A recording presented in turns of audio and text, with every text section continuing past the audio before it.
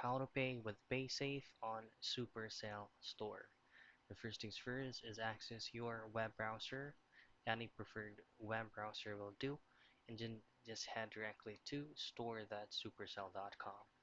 Before you make a purchase, make sure that you're logged into your account, and from here, let's just try to add something on our card. So for example, we'll choose on Clash of Clans store. From here, let's choose on the 0.99. We'll try to add this item to our cart.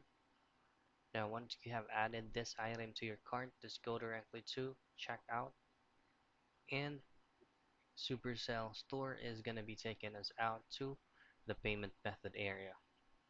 Now, all you have to do is to choose on credit / debit card right here, and you'll just have to enter your first name, last name, and the card number printed on your Paysafe card, as well as the month and year of the expiration date of your card, and as well as the CVC, and then just directly click on pay, and you are able to pay with Paysafe on Supercell Store.